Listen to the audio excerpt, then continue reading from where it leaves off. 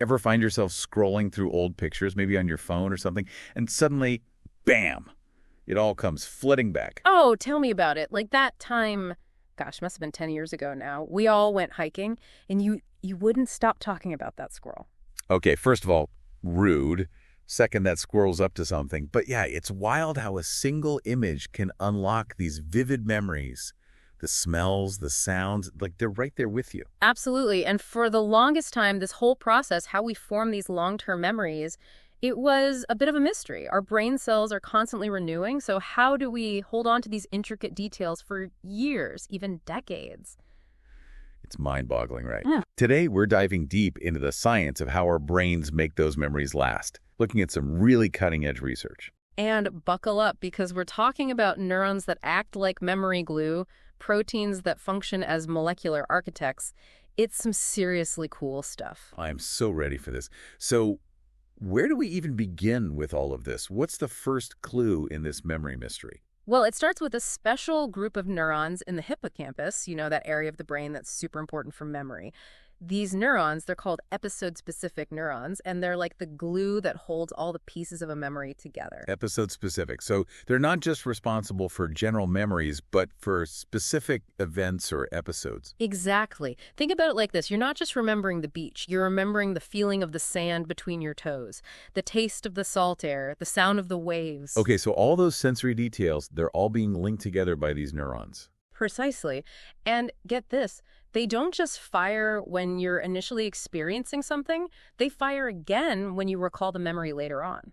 Wow, so they're like reactivating the whole shebang, helping us relive those moments. Exactly. It's like the brain is hitting rewind on that specific experience. And that's why, a whiff of a familiar scent or a certain song can trigger such strong memories. That makes so much sense.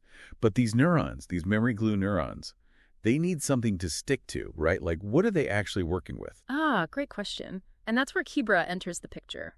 KIBRA is a protein, and it basically acts like a molecular architect, strengthening specific connections in our brains. And these connections are? Synapses. Those tiny junctions between neurons where memories are actually stored. So like reinforcing the framework of those memories, making sure they don't fall apart.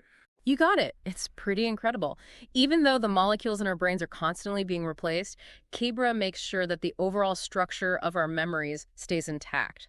Think of it like maybe maintaining a really old bridge. Okay, I'm seeing it. You might swap out individual planks over time, but the bridge itself, the structure, remains standing. Exactly. Our brains are constantly renovating, but the memories themselves, they remain stable. It's mind-blowing how our brains manage to do that on a molecular level. Mm-hmm.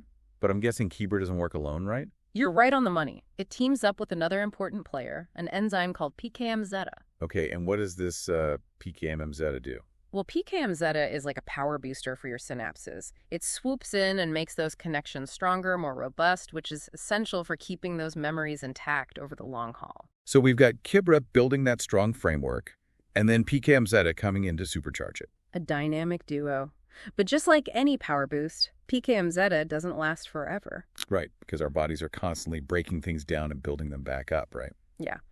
PKMzeta naturally degrades over time.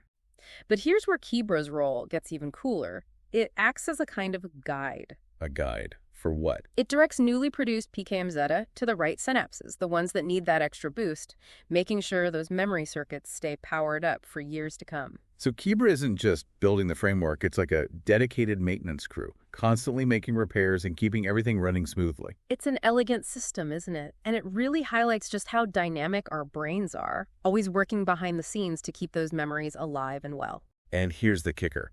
This isn't just about understanding how memories work. This research has huge implications for tackling memory-related disorders. Absolutely. Think Alzheimer's, dementia, conditions that rob people of their precious memories. This research offers a glimmer of hope. So we're talking about potential treatments, therapies, ways to help people who are struggling. Exactly. Studies have shown that disrupting that bond between KIBRA and PKMzeta, it can actually erase old memories. Wow, really? So it's like hitting the delete button. In a way, yes. And on the flip side, boosting PKMzeta, that's shown promise in enhancing fading memories. That's incredible. It's like we're on the verge of unlocking some really powerful tools for healing and recovery. It's definitely an exciting time to be studying memory, and it makes you realize every time we remember something, We're witnessing this intricate dance of molecules and neurons all working together to preserve our past. This whole conversation just makes you appreciate the sheer power and complexity of the human brain. It's a remarkable organ. It really is. Wow. But here's a thought to chew on. If scientists can manipulate these memory mechanisms, erase memories, enhance them, where do we draw the line? What ethical considerations come into play? That's a great question, and one that we need to be asking ourselves as this field continues to evolve. Because the brain, as amazing as it is, it's also incredibly complex. And the more we learn, the more questions we uncover. But one thing's for sure, the science of memory, it's a journey of endless discovery. Absolutely. And on that note, I think we've just about scratched the surface today. There's always more to explore. Thanks for diving in with us. This was a wild ride. Anytime. Until next time.